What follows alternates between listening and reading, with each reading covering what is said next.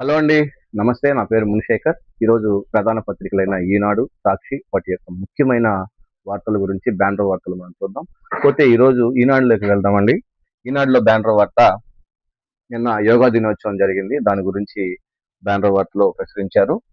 మా కోల్కతాలో మోదీ గారు చేసినటువంటి కార్యక్రమాన్ని, అలాగే చంద్రబాబు నాయుడు గారు, లోకేష్ గారు, బాలకృష్ణ గారు, వివిధ రకాల మంత్రులు చేసినటువంటి కార్యక్రమాన్ని ఈరోజు ఈనాడులో మొత్తం అదే బలపరిచేశారండి.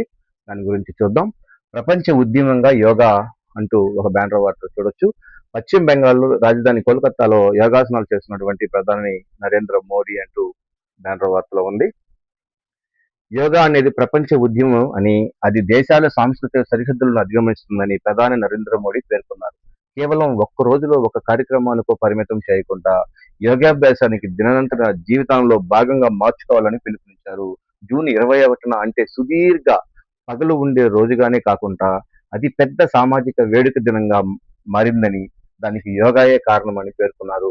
కానీ మన రాష్ట్ర ప్రభుత్వం మాత్రం రికార్డుల కోసం తాపత్రయపడడం కాకుండా, యోగా దినోత్సవం అనేది ఒక రోజు, 2 రోజులు చేసేది కాదండి. ప్రతిరోజు చేయాలి. దాని గురించి చేయాలి కానీ ఒక రోజు రికార్డుల కోసమో చేయకూడదు. సో ఎట్టకేలకు మన వాళ్ళు కూడా రికార్డు స్థాయిలో చేశారు. దాని గురించే ఈరోజు బ్యానర్ వార్తలో ఇచ్చారండి. విజయవాడ ఇందిరాగాంధీ మున్సిపల్ స్టేడియంలో యోగా కార్యక్రమంలో బాబా రామ్దేవ్ పతాంజలి సహ వ్యవస్థాపకుడు బాలకృష్ణతో కలిసి యోగాసనం చేస్తున్న ముఖ్యమంత్రి చంద్రబాబు నాయుడు గారు అంటూ బ్యానర్ వార్తలో చూడొచ్చు. కానీ ఒకటి విషయం మాత్రం నిజమండి. 76 ఏళ్ల వయసులో కూడా, ఈ వయసులో కూడా చంద్రబాబు నాయుడు గారు నిన్న చేసినటువంటి యోగా దాని గురించి నిజంగా హ్యాట్స్ ఆఫ్ అండి. 76 సంవత్సరాలు. దాని గురించి చూద్దాం.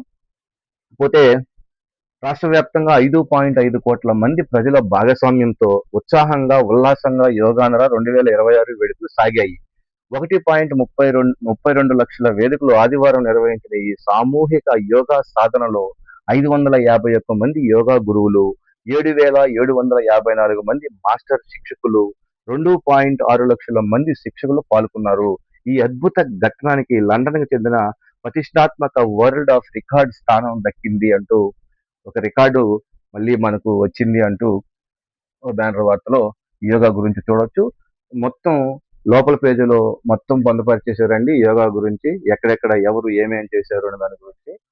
సో ఇది మొదటి పేజీలో ఉంది కాబట్టి చెప్పుకుందాం. ఇంకొక రెండో విషయం ఏంటంటే, అమెరికా, ఇరాన్ వీటి గురించి జరుగుతుంది కదా, ఆ యుద్ధం భాగంగా నిన్న చర్చలు జరిగాయి స్విట్జర్లాండ్ లో. దాని గురించి బ్యానర్ వార్తలో వేశారు. మరో ముందడుగు అంటూ వేశారు. స్విట్జర్లాండ్ లో అమెరికా, ఇరాన్ ప్రతినిధులతో తొలి విడత భేటీ. మధ్యవర్తులుగా పాల్గొన్నటువంటి పాక్, ఖతార్ నేతలు. లెబనాన్ లో దాడులు, టెహ్రాన్ అణు కార్యక్రమంపై సమాలోచన. హెజ్బుల్లాను నిలువరించకపోతే ఇరాన్ పై మళ్లీ భీకర దాడులు, హెచ్చరించినటువంటి అగ్రరాజ్య అధ్యక్షుడు డొనాల్డ్ ట్రంప్ అంటూ ఒక బ్యానర్ వార్తని మనం చూడొచ్చు. పశ్చిమాసియాలో శాశ్వత శాంతి స్థాపన దిశగా మరో ముందడుగు పడింది. యుద్ధం ముగింపు కోసం ఇటీవల కుదిరిన తాత్కాలిక ఒప్పందంపై విస్తృత స్థాయిలో చర్చలు జరిపేందుకు అమెరికా, ఇరాన్ ప్రతినిధులు స్విట్జర్లాండ్ లో ఆదివారం భేటీ అయ్యారు. పాకిస్తాన్, ఖత్తర్ అగ్రనేతలు మధ్యవర్తులుగా పాల్గొన్న ఈ తొలి విడత సమావేశంలో టెహ్రాన్ అణు కార్యక్రమాన్ని, లెబనాన్ లో ఇజ్రాయెల్ పై దాడులతో సహా పలు అంశాలపై సంప్రదింపులు జరిగాయి. లూస్నాల్ సదస్సులో సమీపంలో పర్వత ప్రాంత బాటిన్ స్టాక్ రిజిస్టార్ ఇందులో వేదికగా నిలిచింది అంటూ ఒక బ్యానర్ వార్త యుద్ధం గురించి వేశారండి. పోతే కిందకి వెళ్దాం. కిందకి వెళ్తే కోటి శాశ్వత జీవన యాగం, రాష్ట్రం అంతా కోటి మందితో వేడుక, యోగాంధ్రలు 2026కి వరల్డ్ బుక్ ఆఫ్ రికార్డులో చోటు అంటూ అది మనం చదువుకున్నాం. పోతే ఇంకొక విషయం అండి, 2 ఏళ్ళు అంటే పంచాయతీలో డబ్బులు లేనటువంటి విషయాన్ని, వాళ్ళు పడుతున్నటువంటి బాధల గురించి, సర్పంచుల గురించి, పంచాయతీల గురించి ఒక దాని గురించి చేశారు. దాని గురించి మళ్ళీ చెప్పుకుందాం. 2 ఏళ్ల పాలనపై ప్రోగ్రెస్ రిపోర్ట్ అంటండి నిన్న విడుదల చేశారు కూటమి ప్రభుత్వం. 2 ఏళ్ల పాలన గురించి 10 అంశాలపై పురోగతి నివేదికను వెల్లడించినటువంటి కూటమి ప్రభుత్వం నేడు విద్యుత్ రంగంపై నివేదికను కూడా విడుదల చేస్తారంట. దాని గురించి ఒకసారి చూద్దాం. 2 ఏళ్ల పాలనలో వివిధ రంగాల అంశాలపై సాధించినటువంటి విజయాలను ప్రజల్లోకి తీసుకెళ్లేందుకు కూటమి ప్రభుత్వం ప్రోగ్రెస్ రిపోర్ట్ను 2024-26 పేరిట నివేదికను విడుదల చేయనుంది. మొత్తం 10 అంశాలపై ఈ నివేదిక ఇవ్వాలని నిర్ణయించుకుంది.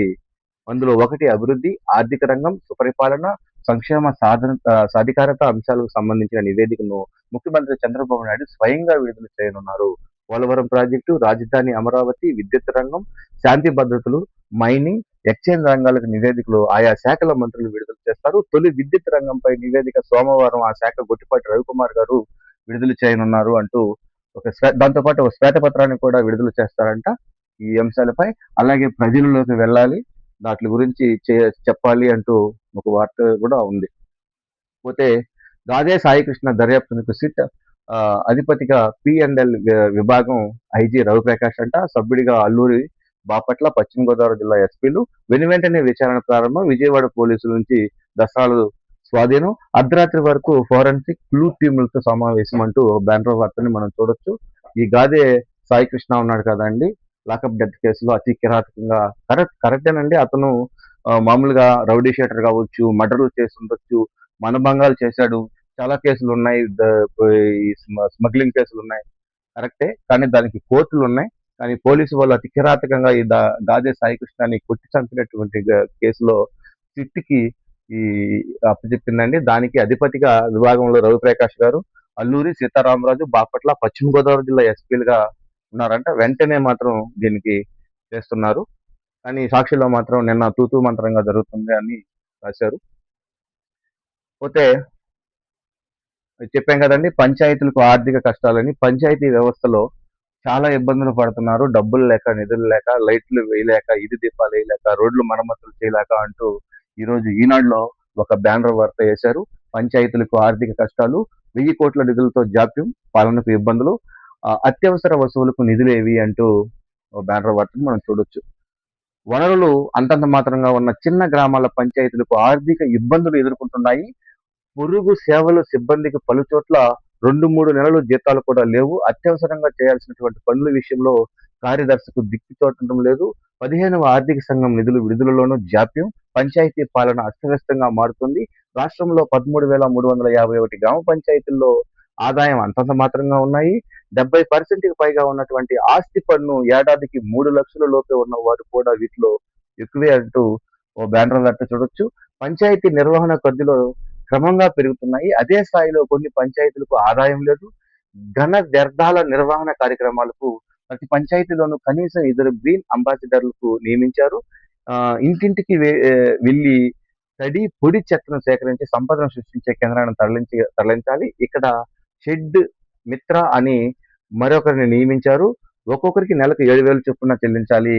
దానికోసం చాలా ఇబ్బందులు పడుతుంది పంచాయతీ రాజ్ వ్యవస్థ అంటూ ఓ బ్యానర్ కట్టించారు. అలాగే వీధి దీపాలు నిర్వహణకు చిన్న పంచాయతీల్లోనూ ఏడాదికి 50,000 ఖర్చు చేస్తున్నారు. ప్రత్యేకించి పాడైన ఒక ఎల్ఈడి మరమ్మతుకు కనీసం 400 రూపాయలు ఖర్చు అవుతుంది. గాలులు, వర్షాలు, ఎల్ఈడీల వల్ల ఈ దానివల్ల చాలా బాధపడుతున్నారు. అలాగే త్రాగునీటి సరఫరాకు కూడా చాలా డబ్బులు లేవని చెప్పి ఒక బ్యానర్ వార్తని, మంచి వార్తని రాశారు. దాని గురించి ఒకసారి ఆలోచించడం బెటర్. సో సెకండ్ పేజీలోకి వెళ్దామండి. సెకండ్ పేజీలో ఏముందో ఒకసారి చూద్దాం.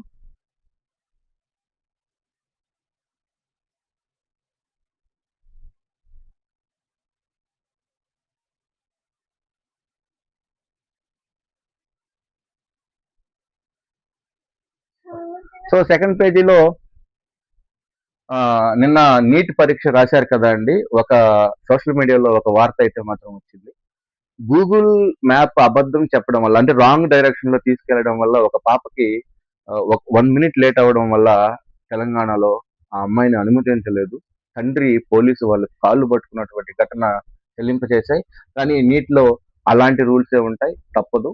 మనమే కొంచెం ముందు జాగ్రత్తగా ఉండాలి.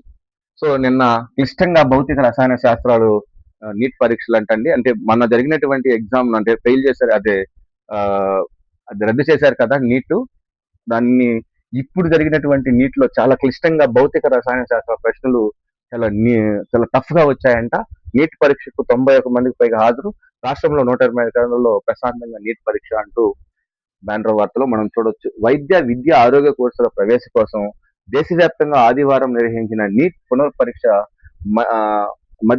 మధ్య స్తంభం నుంచి కష్టంగా ఉందనే అభిప్రాయం అభ్యర్థుల నుంచి వ్యక్తమైంది. గత నెల 3న నిర్వహించినటువంటి పరీక్షా ప్రశ్నలో పోలిస్తే పునఃపరిశీలన ప్రశ్నపత్రం కఠినంగా ఉందని చెప్తున్నారు. భౌతిక రసాయన శాస్త్రాల ప్రశ్నలు క్లిష్టంగా ఉన్నాయని, జంతు వృక్ష శాస్త్రాల ప్రశ్నలు సులభంగా ఉన్నాయని తెలిపారు. భౌతిక శాస్త్రంలో మెకానిక్స్, ఎలక్ట్రానిక్స్ నుంచి ఎక్కువ ప్రశ్నలు వచ్చాయని, చదవడానికి లెక్కించడానికి అధిక సమయం పట్టిందని ఒక వార్తని మనం చూడొచ్చండి. ఎంతమంది రాశారు ఏంటి అని. ఇదండి ఇక్కడ యానాంకు చెందిన శ్యామల కాకినాడ ప్రభుత్వ పాలిటిక్స్ నీట్ రాసేందుకు వచ్చింది. ముక్కు పుడక ఉండడంతో నిర్వాహకులు దాన్ని అనుమతించలేదు. అప్పటికప్పటికి ఆ ముక్కు పుడకను కూడా తీసేసినటువంటి దాని గురించి ఇక్కడ ఒక వార్తని రాశారు. ఈ రోజు పెద్దగా నీటి గురించి బాగా నీట్ గా రాశారండి. తప్పదండి, నీటిలో కొన్ని రూల్స్ అండ్ రెగ్యులేషన్స్ ఉంటాయి. పొడుగు షర్ట్ వేసుకొని పోకూడదు, బెల్ట్ వేసుకోపోకూడదు, జడేసుకో ఏదేదో ఉంటదండి. చిన్న తాడు కూడా ఉండేది, దాన్ని కట్ చేసి మళ్ళీ తీసుకుని వెళ్ళాలి. దాని గురించి ఈ రోజు రాశారు. ఇదే కదండి మనం చెప్పుకున్నాం కదా, పెండింగ్ కేసులు తగ్గించేందుకు కృషి చేయాలి హైకోర్టు న్యాయమూర్తి జస్టిస్ రమేష్ అంటూ ఒక వార్తని మనం చూడొచ్చు. న్యాయస్థానాల పెండింగ్ కేసులు తగ్గించేందుకు కృషి చేయాలని హైకోర్టు ఉమ్మడి జిల్లా అడ్మినిస్ట్రేషన్ న్యాయమూర్తి జస్టిస్ రమేష్ అన్నారు. నిడదవోలులో నూతనంగా ఏర్పాటు చేసిన సీనియర్ సివిల్ జడ్జి కోర్టులో ఆదివారం ఆయన ప్రారంభించారు. ఈ సందర్భంగా ఆయన మాట్లాడుతూ నిడదవోలులో సీనియర్ జడ్జి కోర్టుకు రావడం వల్ల న్యాయ వ్యవస్థ ఇక్కడ ప్రజలకు మరింత దగ్గరైందని, ఈ సందర్భంగా న్యాయ వ్యవస్థలో తొందరగా కోర్టులని ఆ కేసులని సాల్వ్ చేయాలని కోర్టులకి ఆదేశించినటువంటి ఘటన ఇక్కడ చోటు చేసుకుంది. పోతే ఈ గాజే సాయికృష్ణ కేసు దర్యాప్తుకు సిట్ అని చెప్పుకున్నాం కదండి, దాని గురించే ఇక్కడ చేశారు. నేడు కోర్టుకు సీసీటీవీ, హార్డ్ డిస్క్లు, డివిఆర్లు సమర్పిస్తారంట కోర్టుకి. దాని గురించి రాశారు. ఇది గాజే సాయికృష్ణ గురించి.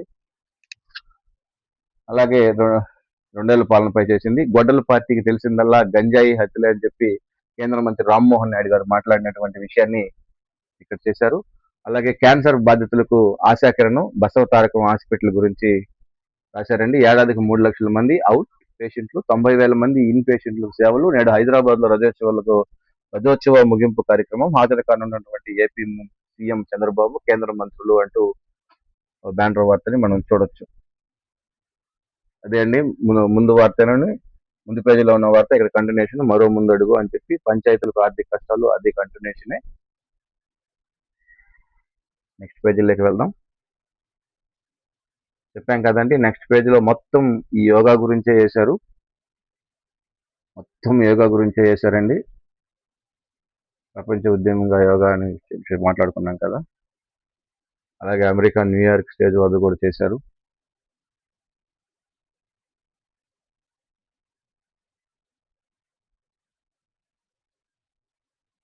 అంతా అదే వార్తేనండి యోగాంధ్ర గురించి. సో ఇదండి, సాక్షికి వెళ్దాం. సాక్షిలో చాలా ఇంపార్టెంట్ అయినటువంటి వార్తలు ఉన్నాయి, ఒకసారి చెప్పుకుందాం దాని గురించి. సో సాక్షిలో ఈరోజు బ్యానర్ వార్తలు, కాపులకు బాబు ద్రోహం, కాపు సంక్షేమకై చంద్రబాబు సర్కారు విస్మరించింది, వైఎస్ఆర్సీపీ రాష్ట్ర కాపు నేత సదస్సులో మండిపాటు అంటూ ఒక బ్యానర్ వార్తని మనం చూడొచ్చు. కాపు కార్పొరేషన్ కు 3,000 కోట్లు ఇస్తామని నమ్మబలికినటువంటి కనీసం ₹3 కూడా ఇవ్వలేదు. కాపులకు ఇవ్వాల్సిన నిధులను బకాయిలతో సహా చెల్లించాలి, కాపు కార్పొరేషన్ కు వెంటనే 9,000 కోట్లు విడుదల చేయాలి అంటూ ఓ బ్యానర్ వార్తలో మనం చూడొచ్చు కాపుల గురించి. డిప్యూటీ సీఎం పవన్ నోటికి భాషకి హద్దులు లేకుండా ఆనకట్టు లేదా ఎన్నికల్లో కులం చూపించి ఆయన ఓట్లు అడగలేదా? కాపు యువలకు సాయికృష్ణ రౌడీ అయితే చంద్రబాబు అతని కుటుంబాన్ని ఎందుకు కలిశారు? సాయికృష్ణ కుటుంబానికి ఆర్థిక సాయం అందిస్తాం. ఈ ప్రభుత్వంలో కాపులకు ఏమాత్రం గౌరవం లేదు. కాపు, బలిజ, ఒంటరి, మన్నారు కాపులపై అక్రమ కేసులు ఉపసంహరించుకోవాలి, కాపులపై దాడులు అరికట్టాలి, భరోసా కల్పించేందుకు 3 ప్రాంతాల కమిటీలు ఏర్పాటు చేయాలి అంటూ కాపుల గురించి వాళ్ళకి హక్కులు కల్పించాలంటూ ఇచ్చారు. డిప్యూటీ సీఎం పవన్ నోటికి భాషకి హద్దులు లేవా, ఆయన ఆనకట్టు వేయాలి అనే కౌంటర్ కండి, దీనికి ఒక చిన్న కౌంటర్. ఆయన తప్పుగా ఏం మాట్లాడలేదండి, వైసీపీ రౌడీలకి అంటూ మాట్లాడినటువంటి విషయం, ఆయన ఏం తప్పు మాట్లాడలేదు. కాపు యువకుడు సాయికృష్ణ రౌడీ అయితే చంద్రబాబు అతని కుటుంబాన్ని ఎందుకు కలిశారు? అతని కుటుంబాన్ని కలవలేదండి. కుటుంబాన్ని సీఎం క్యాంప్ ఆఫీస్ కు తెప్పించుకొని ఆయన సీఎం కాబట్టి ఆమెకు అన్యాయం జరిగింది కాబట్టి కలిశారు అంటూ టీడీపీ వాళ్ళు మాట్లాడుతున్నారు. అది నేను మాట్లాడింది కాదు. సో పోతే కాపులకి వైఎస్ జగన్మోహన్ రెడ్డి హయాంలో ఎంత ఏమేమి ఇచ్చారు అనేది ఇక్కడ సైడ్ రాశారండి. వైఎస్ జగన్ వివిధ పథకాలకు కాపు సామాజిక వర్గానికి 39,317.80 కోట్లకు లబ్ధి చేకూర్చిందంట. కాపు నేస్తం పథకం కింద కాపు మహిళలకు 2,000 కోట్లకు పైగా సాయం, ఇల్లు స్థలాలు ఇచ్చి సొంతింటి కల సహకారం, అమ్మఒడి, ఫీజు రియంబర్స్మెంట్, వసతి దీవెన, విదేశీ విద్యా కానుక, కాపు విద్యార్థులకు లబ్ధి, కాపు కార్పొరేషన్ల ఏర్పాటు, డీబీటీ అండ్ నాన్ డీబీటీతో కాపులకు వేల కోట్ల మేర ప్రయోజనం, కాపు భవనాల కోసం 100 కోట్ల నిధులు, గత ప్రభుత్వంలో 4 భవనాలు ప్రారంభం అంటూ కాపుల గురించి వైఎస్ జగన్మోహన్ రెడ్డి ఏం చేశారో అనేది వాళ్ళ పేపర్ కాబట్టి క్షుణ్ణంగా రాసుకున్నారు. అయితే ఇక్కడ ఇంకొక వార్త అండి. 5.60 కోట్ల విలువైన గంజాయి పట్టివేత అంటూ ఒక వార్త ఉంది. అల్లూరు జిల్లాలో తవుడు బస్తాల మాటున అక్రమంగా తరలిస్తున్నటువంటి గంజాయి నార్కోటిక్స్ కంట్రోల్ బ్యూరో పోలీసులు పట్టుకున్నారు. ఆదివారం తెల్లవారుజామున పెద్దపుట్టు సమీపంలో దాడులు నిర్వహించి 1125 కిలోలు అంటండి 5.60 కోట్లు విలువ చేసే గంజాయిని స్వాధీనం చేసుకున్నారంట. కానీ ఈ గంజాయి అనేది మాత్రం ఎక్కడైనా చాలా పేటరేగిపోతున్నారు ఆ తాగే వాళ్ళు. దాని గురించి ఇంకా కొంచెం గట్టిగా ప్రభుత్వం చేస్తోంది. ఇంకొంచెం గట్టిగా చేస్తే బెటర్. పోతే మన జగన్మోహన్ రెడ్డి గారు, మాజీ ముఖ్యమంత్రి జగన్మోహన్ రెడ్డి గారు ఎక్స్ లో పోస్ట్ చేసినటువంటి దాన్ని ఈ విధంగా సాక్షిలో రాశారు. బాబు ప్రేమ బూటకం, మోసం నిజం. రైతులకు చంద్రబాబు చేసిన మోసాలను తూర్పాటు పడుతూ ఎక్స్ లో వైఎస్ జగన్మోహన్ రెడ్డి పోస్టు అంటూ ఒక వార్త ఉంది. రైతులు మోసం చేయడంలో మీ రికార్డులు మీరే బద్దలు కొడుతున్నారు. సూపర్ 7 మేనిఫెస్టోలు మీరు ఇచ్చినటువంటి 143 హామీలు మోసాలే. మా ప్రభుత్వం 5 ఏళ్ల పాటు 53.58 లక్షల రైతుల కుటుంబాలకు రైతు భరోసా అందించింది. ఆర్థిక ఒత్తిళ్లు ఉన్నా, కరోనా వచ్చినా 1 సంవత్సరం కూడా మాట తప్పలేదు. పైగా మేనిఫెస్టోలో చెప్పిన దానికన్నా మిన్నగా చేశాం. ఎన్నికల ముందు మీరు పీఎం కిసాన్ అదనంగా ప్రతి రైతు కుటుంబానికి ఏటా 20,000 ఇస్తామని ఘనంగా ప్రకటించారు. ఇప్పుడు అదే రైతులకు మోసం చేసి మళ్ళీ రైతు ప్రేమికుడిగా మాట్లాడడం చాలా విడ్డూరంగా ఉంది. 3 ఏళ్లలో ఒక్కో రైతు కుటుంబానికి మీరు ఇచ్చిన హామీ ప్రకారం పీఎం కిసాన్ కాకుండా 60,000 ఇవ్వాల్సింది ఉండగా ఇచ్చింది కేవలం 19,000. పైగా ఈ పథకం కింద 7 లక్షల మందికి నిర్వచనం కలిగించారు అంటూ చేశారు. కౌలు రైతులకు ఆర్ఓఎస్ఆర్ పట్టాలున్న గిరిజనులకు మొండి చేయి చూపారు. మీరు అధికారంలోకి వచ్చిన తర్వాత ఏ పంటకు గిట్టుబాటు ధర లేదు, ధరల స్థిరీకరణ ఎందుకు ఎగనామో, ఉచిత పంటల బీమా రద్దు, ఏ సీజన్ లో నష్టం జరిగితే అదే సీజన్ లో ఇచ్చే ఇన్పుట్ సబ్సిడీ ఆపేశారు. రైతులను అదే 0 వడ్డీ పథకాన్ని రద్దు చేశారు. ఆక్వా, మామిడి రైతులకు నట్టేట ముంచారు. పొగాకు ధర కుప్పకూలిపోయిన మీకు చెమ కుట్టినట్టు లేదు. చంద్రబాబు మోసాలను తూర్పాని పట్టినటువంటి వైఎస్ జగన్ అంటూ సాక్షిలో చాలా నీట్ గా ఎక్స్ లో పోస్ట్ చేసినటువంటి ఒక అంశాన్ని చాలా క్లియర్ గా రాసుకొచ్చారు. అది వాళ్ళ పత్రిక కాదు కాబట్టి, అది జగన్ పత్రిక కాదు కాబట్టి. పోతే ఇండిగో విమానాలు దారి మళ్లింపు అంటూ ఒక వార్త చూడొచ్చు. అదే ఇక్కడ కూడా రాశారండి. నీట్ కఠినమే, రద్దయిన పరీక్షలతో పోలిస్తే కష్టంగా పునర్పరిశీలన ప్రశ్నపత్రం. బయాలజీ సులభం, కెమిస్ట్రీ, ఫిజిక్స్ చాలా కష్టంగా వచ్చిందంటండి. రాష్ట్రంలో నీట్ దరఖాస్తులు చేసుకున్న వాళ్ళు 65,790 మంది విద్యార్థులు, 90% మంది పరీక్షలకు హాజరు. గతేడాది తరహాలోనే కట్ ఆఫ్ ఉండొచ్చు అని చెప్పి ఒక అంచనా అంటూ అక్కడ ఈనాడులో వేసిన దాన్ని ఇక్కడ రాశారు. పోతే ప్రకాష్ రాజ్ పై నాన్ బెయిలబుల్ వారెంట్ అంటండి. దీనికి 4 ఎలక్షన్ కార్డులు ఉన్నాయంట. సినీ నటుడు ప్రకాష్ రాజ్ 4 రాష్ట్రాల్లో అక్రమంగా ఓటర్ గుర్తింపు కార్డులు కలిగి ఉన్నారనే ఆరోపణలపై బెంగళూరులో 48వ ఏసీజేఎం కోర్టు ఆయనపై నాన్ బెయిలబుల్ వారెంట్ జారీ చేసిందంట. దాని గురించి ఒక వార్తని చేశారు. ఇక్కడండి ఇద్దరు అన్నతమ్ముళ్ళు ఈతకి వెళ్ళి అక్కడ ఇసుక ఎత్తేసి గుంటలు కొట్టడంతో తెలియక మునిగిపోయి ఇద్దరు చనిపోయారంట. దాని గురించి ఇక్కడ రాశారు. అన్నదమ్ములను బలుకున్న ఇసుకాసురులు ఈతకు వెళ్లి క్వారీ గుంటలో పడి ఇద్దరు మృత్యువాత. వైఎస్ఆర్ కడప జిల్లాలో విషాదం. క్వారీ నిర్వాహకులకు వచ్చే వరకు మృతదేహాన్ని తరలించేది లేదన్న గ్రామస్తులు బైఠాయింపు. పోలీసులు నచ్చజెప్పిన ససేమిరా. టీడీపీ మాజీ ఎమ్మెల్యే బిటిక్ రవి నేతృత్వంలో ఇసుక సామ్రాజ్యంగా దందా అంటూ ఒక వార్త ఉంది. పోతే నిందితులను పవన్ అమ్ముడిపోయాడు అంటూ, అంటే ఈయన మనం మాట్లాడినటువంటి విషయానికి సుగాలి ప్రీతి ఉంది కదా, ఆమె తల్లి మాట్లాడినటువంటి విషయాన్ని ఇక్కడ వేశారు.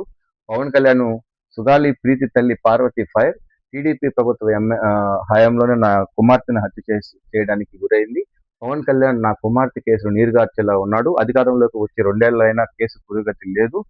పవన్ కు అన్ని ఆధారాలు ఇచ్చాను, కానీ ఈ కేసుపై ఇప్పటి వరకు ఒక్క ఆదేశం కూడా ఇవ్వలేదు అంటూ ఆమె పవన్ కళ్యాణ్ గారు మాట్లాడినటువంటి విషయాన్ని గురించి ఆయన కౌంటర్ గా ఇచ్చారు. పోతే సుగాలి హత్య కేసు నిందితుడు డిప్యూటీ సీఎం పవన్ కళ్యాణ్ అమ్ముడుపోయాడని ఆమె తల్లి పార్వతి ఆరోపించారు. ఆదివారం ఆమె మీడియాతో మాట్లాడుతూ సుగాలి ప్రీతి అత్యాచారం విషయంలో పవన్ కళ్యాణ్ చేస్తున్న వ్యాఖ్యల కేసులో నీరుగార్తెలో ఉన్నారని చెప్పి మాట్లాడినటువంటి విషయాలు చూడొచ్చు. పోతే ఇలాగే మోడీ గారు యోగాసనం అని ఇంత పెద్ద ఈనాడులో అంత పెద్ద యోగా గురించి సీఎం చంద్రబాబు నాయుడు గారు అందుకొని మాట్లాడితే ఒక చిన్న బిట్టు కూడా వేయలేదండి సాక్షిలో. మోడీ గారు చేసింది ఎక్కడో కలకత్తాలో జరిగినటువంటి విషయాన్ని గురించి మాత్రం ఇక్కడ రాశారు. పోతే లాకప్ డెత్ హైడ్రామా, ఓవైపు బాధితులను పిలిపించుకుని సీఎం పరామర్శ, మరోవైపు పోలీస్ బాసులను రక్షించేందుకు పథక రచన, వ్యవహారాన్ని సెటిల్ చేయడానికి తెరపైకి సిట్ అంటూ సాక్షిలో ఒక వార్తను చూడొచ్చు. సో ఇదండి, ఇప్పటికే టైం అయిపోయింది. రికార్డ్ చేసే సమయానికే 8 అయ్యింది. డ్యూటీకి వెళ్ళి రావడం వల్ల తప్పట్లేదు. కానీ మీ ఆశీర్వాదం కావాలి. ప్లీజ్ లైక్ చేయండి, సబ్స్క్రైబ్ చేయండి, షేర్ చేయండి. Thank you.